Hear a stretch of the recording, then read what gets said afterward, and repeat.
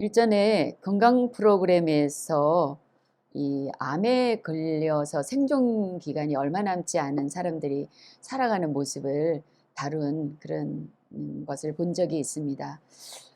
그 프로그램에 응한 그 인터뷰에 응한 분들의 보면은 모두 삶이 얼마 남지 않았거나 또는 앞으로 살아갈 날들이 미지수인 이제 그런 분들이었어요.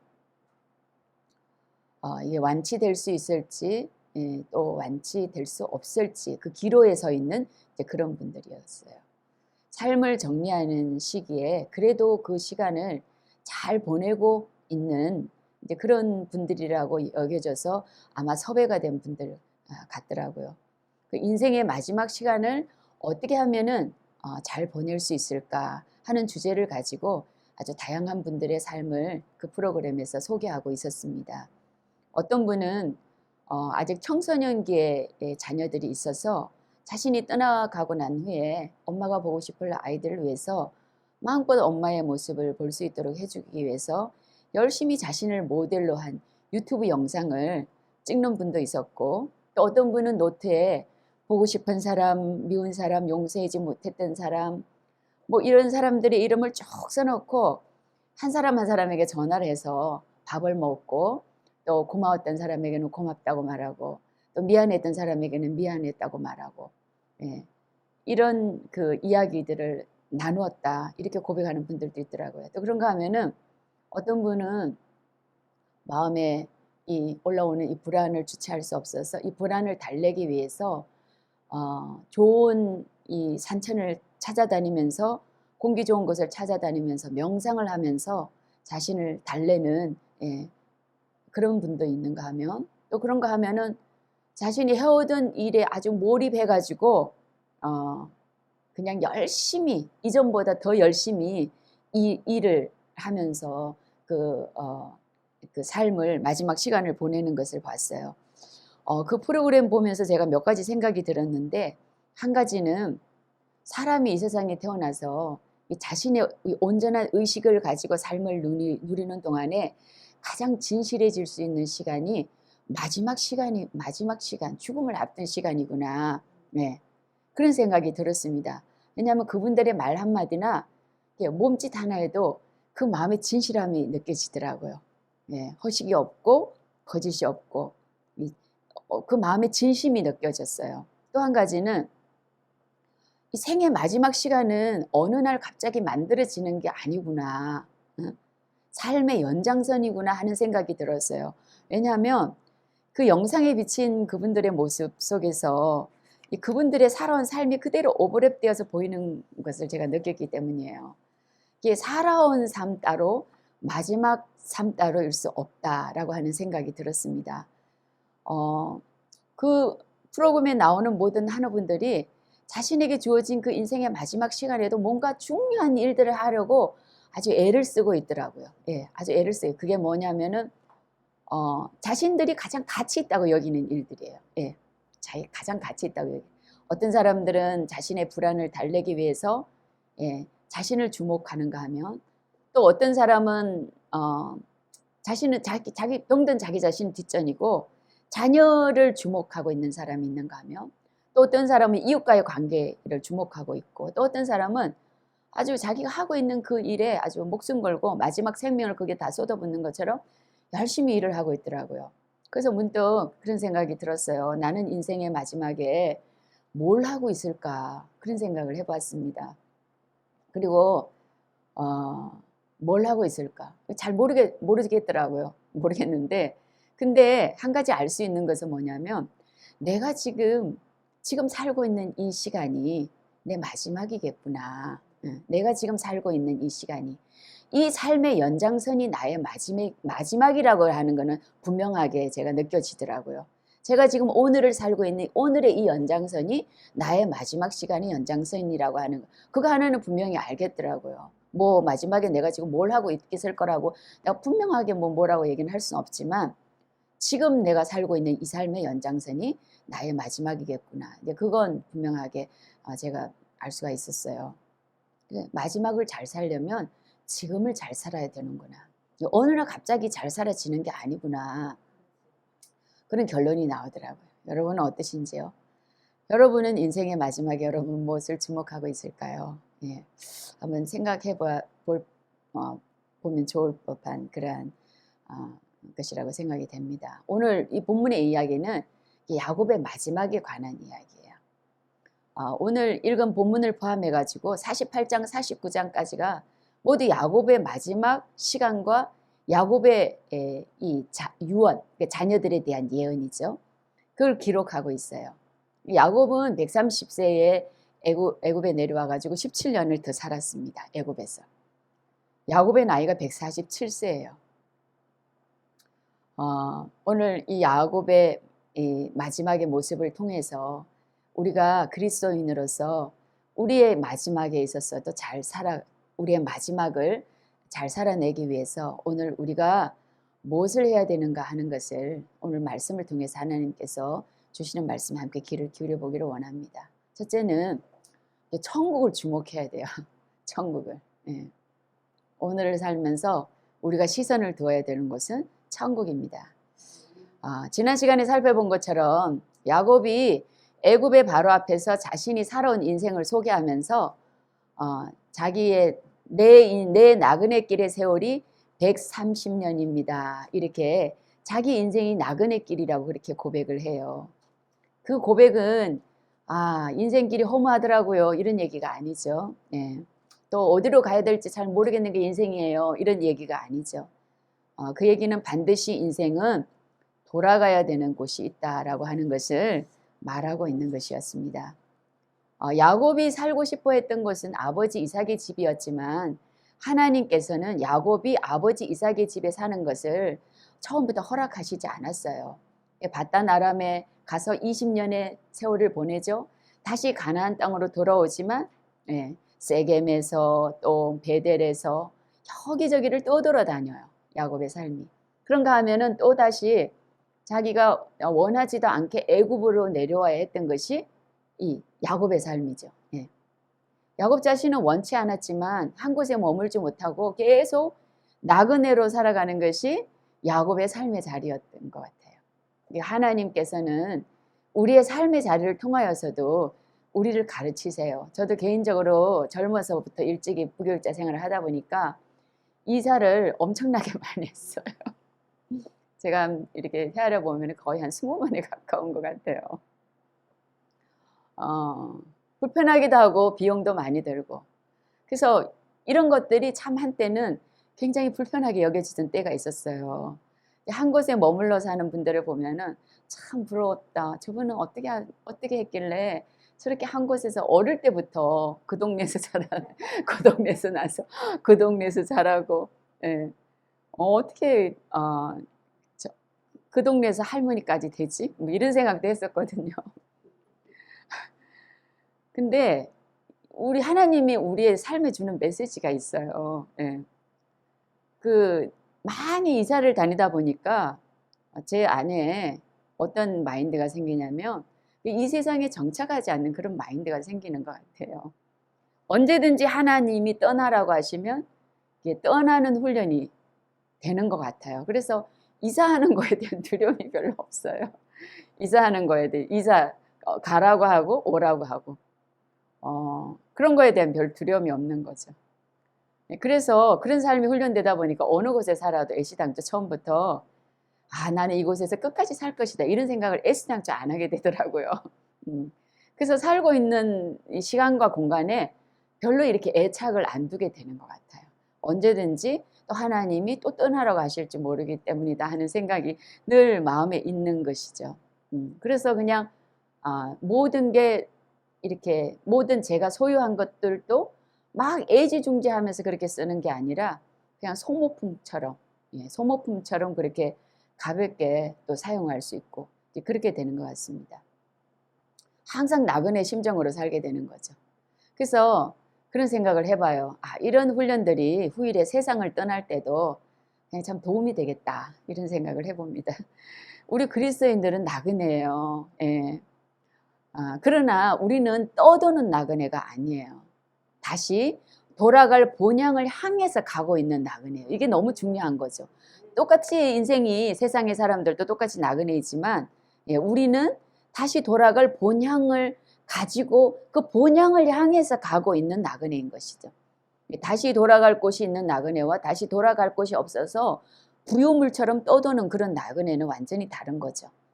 다시 돌아갈 곳이 있는 나그네의 삶은요, 방향이 있어요. 목적이 있어요, 또. 목적도 있고 방향도 있고. 그러나 떠도는 나그네는 그냥 떠도는 거죠. 그래서 그러다 보니까 이 세상의 것이 그새 자신의 전부를 걸기도 하는 것입니다. 오늘 본문에서 보면 야곱이 요셉에게 자신이 죽게 되면 자신을 애굽에서 메어다가 조상의 묘지에다가 장사하라고 하면서 요셉에게 맹세를 시켜요. 야곱이 이렇게까지 조상의 묘지에 장사하라고 요셉에게 맹세시키는 이 야곱의 행위는 사실은 이 본향으로 돌아가고자 하는 야곱의 이 본향에 대한 본향으로 돌아가고자 하는 그런 걸 반영하고 있는 것이죠. 창세기 46장에 보면은 야곱이 애굽으로 내려올 때 하나님께서 하신 약속이 있어요. 야곱이 요셉이 살아있고 그 요셉이 자기를 위해서 마차를 보내고 하니까 야곱이 하나님께 물어보지도 않고 가나안 땅을 출발해요. 요셉을 보겠다는 일념으로. 근데 가다 보니까는 아차 싶은 거지. 하나님께 물어보지도 않았어. 그런데다가 자기가 또 들은 얘기들이 있잖아요. 할아버지 애굽에 내려가서 고생했던 얘기. 응? 가지 말라 그런 애굽에. 또 자기 아버지 이삭이 또 애굽으로 내려가다 고생한 얘기. 애굽은 내려가면 안 되는 곳이라고 하는 것이 이 야곱이 귀에 못이 박히도록 들어서 갖고 있는 그런 내용인데 자기가 이 자식을 보겠다고 하나님께 물어보지도 않고 지금 애굽을 내려가고 있는 자신을 발견하게 된 거죠. 그래서 내려가다 말고 부엘세바에서 멈춰서 하나님께 예배를 드립니다. 이게 지금 애굽으로 가는 게 맞습니까? 아니면은 돌이키겠다고 하는 그런 의지를 담고 있는 예배인 것이죠. 그때 하나님께서 야곱에게 애굽에 내려가기 두려워하지 말아라. 그곳에 가서 내가 너의 자손들을 민족이 되게 하고 그리고 너도 다시 올라오게 해줄게. 다시 가나안으로 돌아오게 해줄게. 그리고 요셉이 네 눈을 감기게 될 거야. 마지막에 네 눈을 감기게 해줄 것이다. 그렇게 말씀하셨어요. 근데 이제 야곱이 자신이 생이 끝나가고 있다는 것을 느끼는 이 시점에 자신은 여전히 이 애굽 땅에 있는 것이죠. 자신은 여전히 애굽 땅에 있고 또 이 가나안으로 지금 돌아갈 그런 상황은 아닌 것이죠. 그래서 요셉이 자기는 여기서 하나님께서 나의 생명을 거두시겠구나 이런 생각을 하면서 그러나 자기가 죽어서도 하나님의 약속이 성취되는 것을 보기 위해서 자기를 가나안으로 메어다가 장사를 시켜달라 그렇게 요셉에게 부탁을 합니다. 이런 것을 보면은 야곱이 세상을 살아가는 날 동안에 자신이 살고 있는 것을 영원한 곳으로 고향처럼 여기지 않았다라고 하는 것을 알 수 있어요. 항상 그 본향에 대한 그리움을 가지고 살았던 것을 보게 되죠. 이 그리스도인들은 어떤 사람들일까요? 항상 본향을 그리워하는 사람이에요. 그리스도인인데 천국을 그리워하지 않아. 그리스도인인데 천국을 별로 기뻐하지 않아. 천국에 대해서 얘기하면은 영 부담이 돼. 천국에 대해서면. 그러면 여러분 내가 나를 한번 생각해 봐야 돼요. 나의 믿음이 도대체 어떻게 된 건가?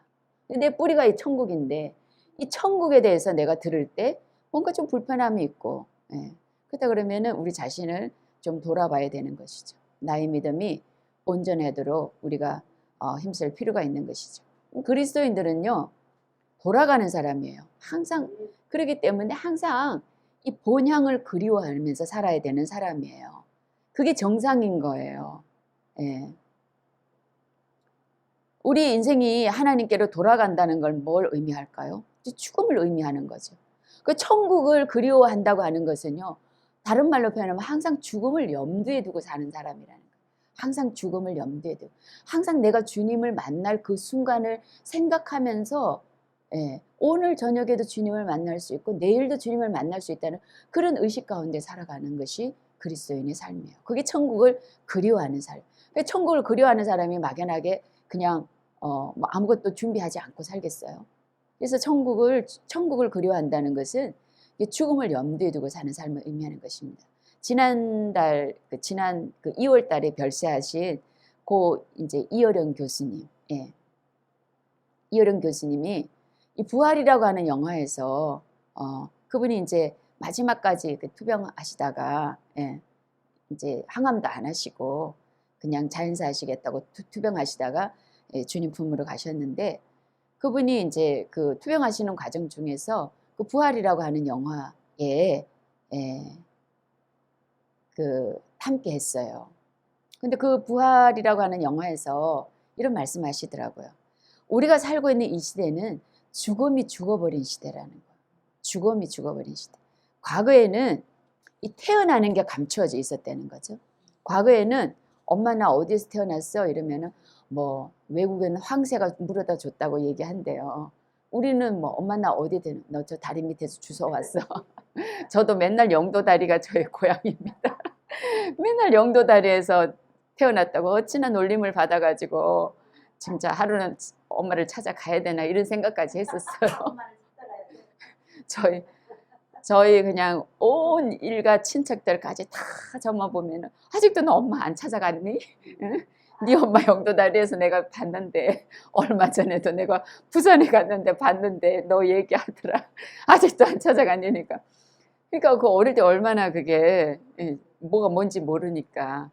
근데 고모도 만나면 그래, 숙모도 만나면 그런 얘기, 사촌들도 만나면 오빠들이 그런 얘기를 하니까 진짜인 줄 알았거든요. 우리나라는 다 영도다리 밑에서 주워왔어요. 다 고향이 같아요. 그래서 이 아이들이 태어나는 거에 대해서 비밀로 하는 거죠. 네.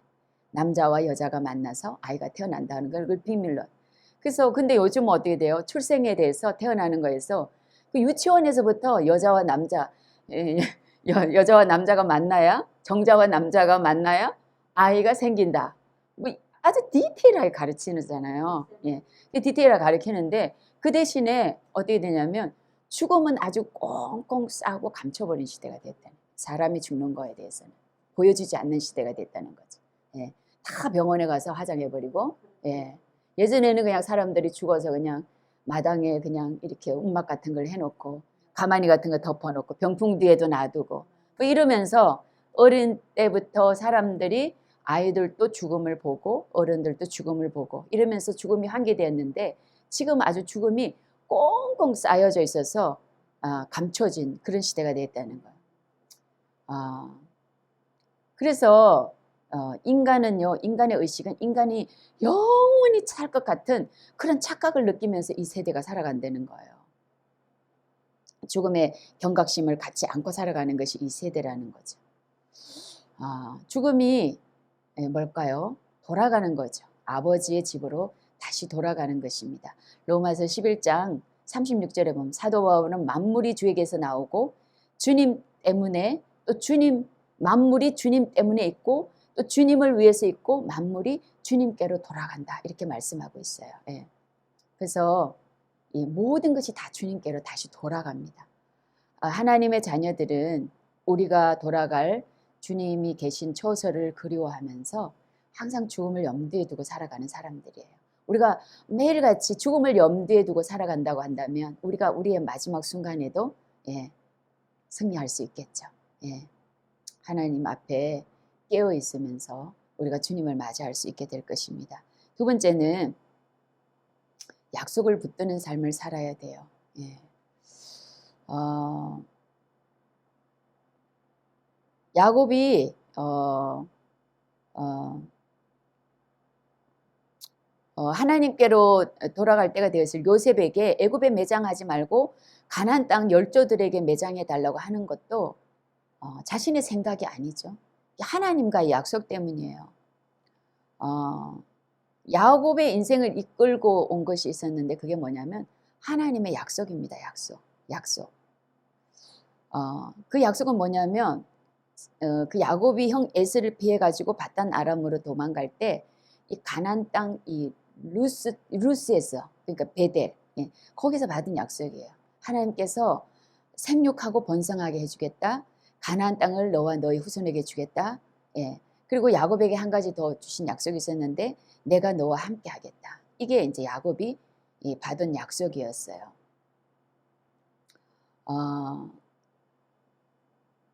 이 마지막에 이 야곱을 끌고 지금까지 야곱의 인생을 끌고 온 것도 하나님의 약속이고 지금 이 마지막에 자신의 얼마 남지 않는 이 순간에 임종을 앞두고 있는 이 순간에도 이 야곱을 붙들고 있고 야곱과 함께 하는 게 뭐예요?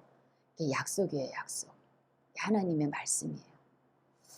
여러분, 우리의 마지막에 무엇이 남을까요? 네.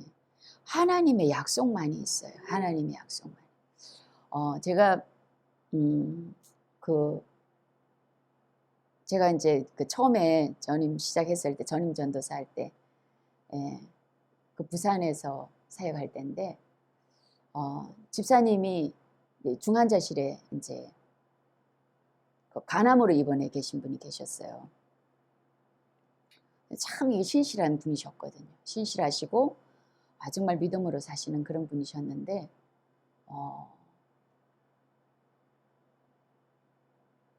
이 마지막 시간이 되니까요. 이 병원에 이제 있는데 이제 중환자실에 있잖아요. 너무 찬송이 듣고 싶고 너무 찬송이 듣고 싶고 말씀이 듣고 싶다는 거예요. 근데 그때만 해도 우리 지금처럼 뭐 이어폰 꽂고 이런 게 흔하던 시대가 아니었어요. 예. 그때만 해도 이 뭐 MP3 이런 게 굉장히 비싼 고가였던 때였거든요. 고가고 뭐 예를 들어서 좀 이렇게 괜찮은 가정에서 뭐 이렇게 도시 같은 데서 아이들이 대학에 입학했다 이러면은 그냥 요런 사각진 거 조그만 거 이렇게 사서 아이들에게 이제 입학 선물로, 그것도 잘 사는 집에서 하던 그런 거였어요. 그러니까는 이제 누워 계시는데도 아무것도 뭐 이 중환자실이니까 누가 찬송을 불러줄 수도 없고 또 그냥 말씀을 들을 수도 없고. 그래서 제가 신방을 갔더니 그분이 전사님 너무너무 찬송이 듣고 싶다는 거. 너무너무 찬송이 듣고 싶다 그러고 너무너무 이게 이 말씀이 그립다는 거예요. 누워서. 근데 이제 그러고서 뭐 한 달 정도 그러고 계시다가 임종하셨는데, 그래서 우리가 이 마지막에 우리와 함께 하는 게 뭐가 우리와 함께 할까요? 하나님의 약속만이 우리와 함께 해요. 우리가 하나님의 말씀만이 우리 남는 거예요. 하나님과 나와의 추억만 남는 거예요. 우리가 정말 이 세상에서 하나님과 나와 남는 그 시간 속으로 들어갈 때 우리에게 남는 건 우리 옆에 주변에 우리와 함께 할 수 있는 게 아무것도 없어요. 우리 가족도 함께 할 수 없고 뭐 그 누구도, 의사도 사실은 뭐 우리 도움이 안 되죠. 결국에는 우리 곁에 남는 것이 하나님과의 약속이고 하나님과 나만의 추억이 남는 거예요. 인생의 마지막은 하나님만 남는 겁니다. 하나님만. 예.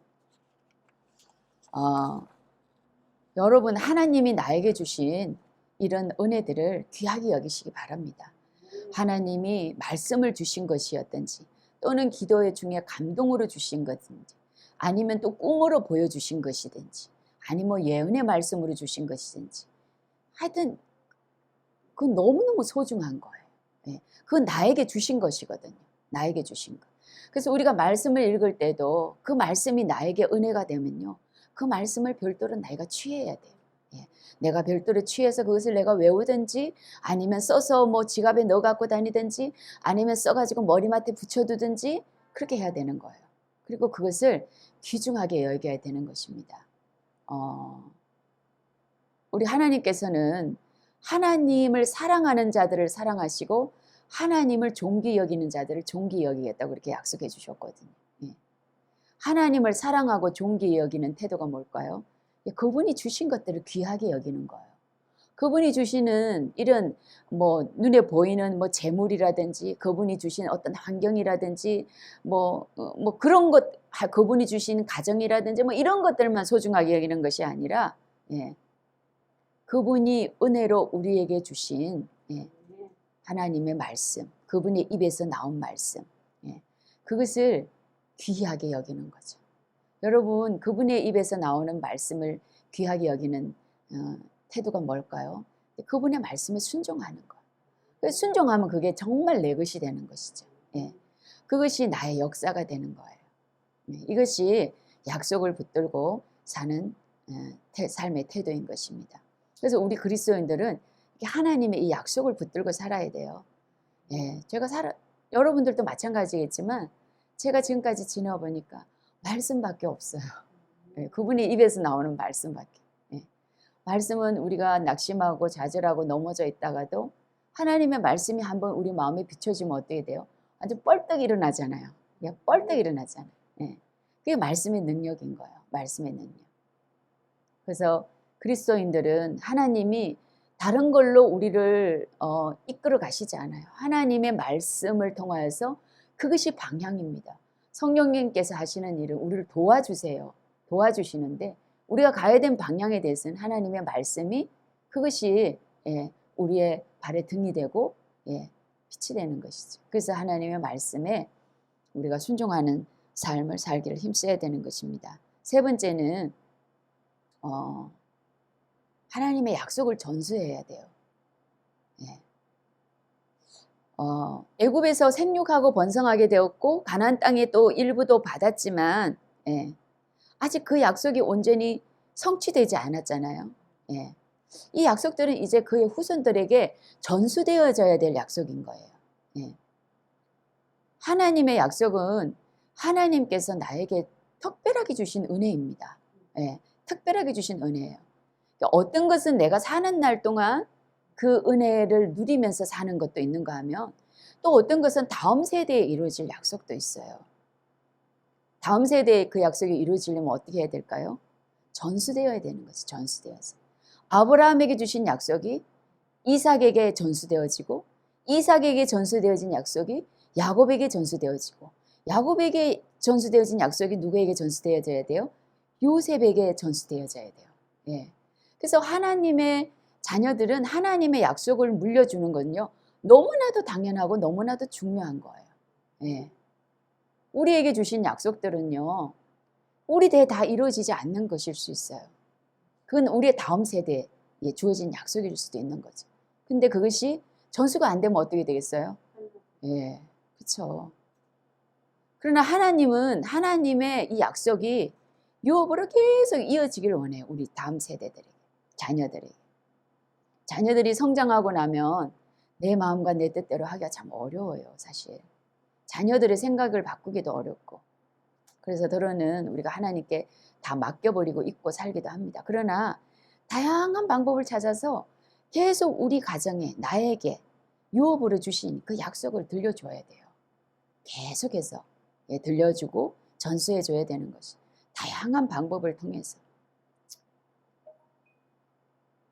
다양한 방법들을 사용해서 우리가 그렇게 해야 되는 거죠.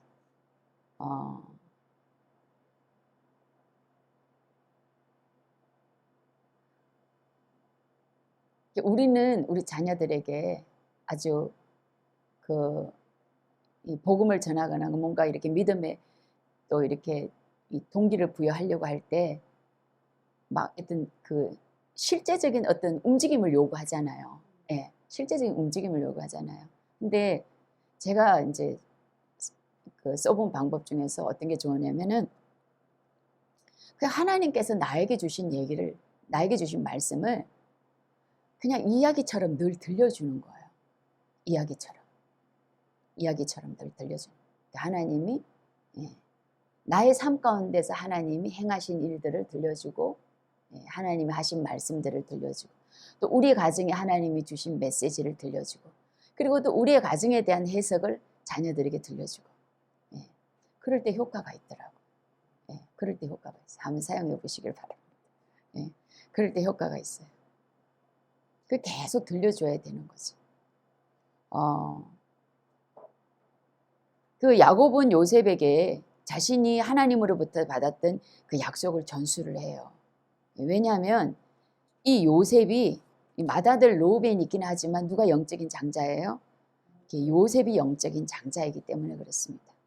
그래서 이 요셉에게 약속이 전수되고 이 요셉에게 장자의 두 몫이 주어지잖아요. 므낫세와 에브라임을 자신의 아들로 취합니다. 그리고 요셉에게 줄 축복을 이 므낫세와 에브라임을 축복하는데 이 야곱이 노쇠해가지고 앞이 잘 보이지 않아요. 예. 그래서 요셉이 므낫세가 큰 아들이니까 오른손을 므낫세 위에 올려주고 에브라임이 둘째니까 이 왼손을 또 둘째 머리 위에 올려줘요. 예. 그랬는데 이 야곱이 팔을 이게 어긋나게 바뀌어요. 예. 그 요셉이 말리지만 이 야곱이 그렇게 하는 것은 그것이 하나님의 뜻이었기 때문입니다. 과거 아버지 이삭은요, 하나님의 뜻을 알면서도 어떻게 했어요? 인간적인 정에 이끌려가지고 에서에게 장자의 축복을 자기가 자기 욕심으로 주고자 그렇게 했었죠. 그런데 야곱은 하나님의 뜻을 따라서 두 손자에게 축복할 때 하나님의 뜻이 각자에게 주어진 그 분량대로 흘러가도록 그렇게 행사하는 것을 보게 돼요. 그러면서 이 야곱의 이 에브라임과 므낫세에게 축복하는 그 축복의 내용을 보면요, 이 약속이 점점 확장되어지고 있는 것을 보게 돼요. 아브라함에게서 받은 것이 이삭에 전수되고 이삭에 받은 게 야곱에게 전수되어지는데 야곱에게서 이제 3대에 걸쳐서 4대로 내려갈 때는 그 약속이 확 확장되는 거죠. 그 이전까지는 동일한 약속이 이렇게 내려오다가 야곱의 때에 가가지고 이 두 손주에게 축복할 때는 그 축복이 완전히 확장되는 것을 보게 돼요. 야곱이 이렇게 기도합니다. 그도 한 족속이 되며 크게 되려니와 그의 아우가 에브라임을 얘기하는 거죠. 형보다 큰 자가 되고 그의 자손이 여러 민족을 이루리라. 므낫세도 한 족속이 되고 큰 족속이 되는데 이 에브라임이 형보다 더 큰 자가 되고 에브라임을 통하여서 여러 자손이 여러 민족이 나온다는 거예요. 여러 민족이. 그래서 이 하나님께서 아브라함에게 주셨던 이 약속이 야곱에 대해 이렇게 아주 뻥튀기 되는 것처럼 그것이 아주 약속이 구체화되고 더 이렇게 확장되는데 여기서 여러 민족은 이방 교회를 의미하는 거예요. 므낫세는 유대인들을 의미하는 것이고 이 에브라임은 이방 교회를 의미하는 것이죠. 히브리서 12장 23절에 보면은 예레미야 3장 9절 31장 9절에 보면 에브라임은 나의 장자이니라 하나님께서 그렇게 말씀하세요. 그런데 히브리서 12장 23절에 사도 바울은 교회를 두고 뭐라 그러냐면은 하늘에 기록된 장자들의 모임이다. 장자들의 모임. 이 교회라고 하는 것은 전 세계에 흩어진 이 교회라고 하는 것은 하늘에 기록된 장자들의 모임이다. 이렇게 표현을 해요.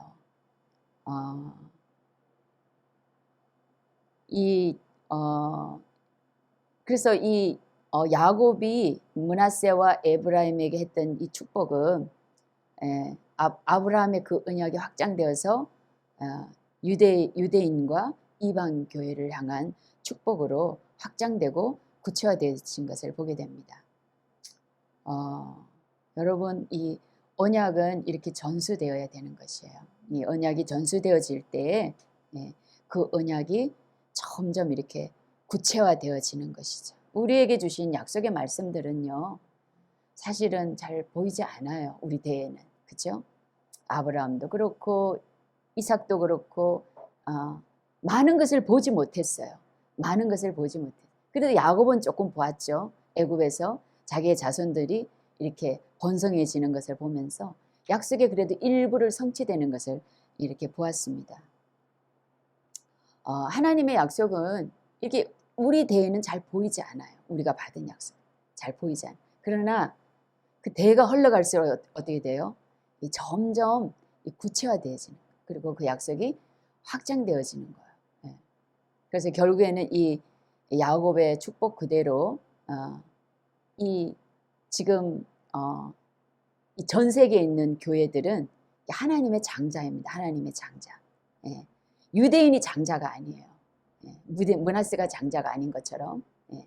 에브라임이 장자의 복을 받은 것처럼 이 지구상에 있는 모든 이 이방인들의 교회가 장자인 것이죠. 예. 이 교회들이 장자인 것이죠. 그래서 우리 이 야곱을 통하여서 이렇게 그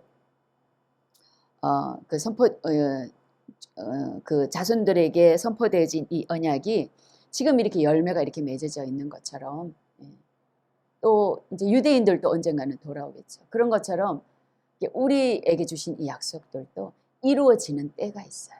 이루어지는 하나님의 때가 있는 것이죠. 여러분, 그리스도인들은 그 때를 그 하나님의 때를 바라보면서 끊임없이 우리의 자손들에게 우리에게 주신 그 말씀을 따라서 살고 또 그 약속들을 우리 자손들에게 전수하는 사람들이에요. 그것이 우리가 이 땅에서 그리스도인으로 살아가면서 우리가 또 감당해야 될 그러한 몫인 것이죠. 네, 우리가 이러한 삶을 살아간다라고 한다면 우리의 마지막도 이러한 삶의 연장선이 되겠죠. 그래서 주님 앞에 우리가 주님을 만날 때 기쁘고 또 정말 정말 기다리고 기다리던 신랑을 맞이하는 것처럼 우리가 주님을 그렇게 맞이하게 될 줄로 믿습니다. 그런 저와 여러분들 되시기를 주님의 이름 축복합니다. 네, 아멘. 우리 함께 기도하겠습니다.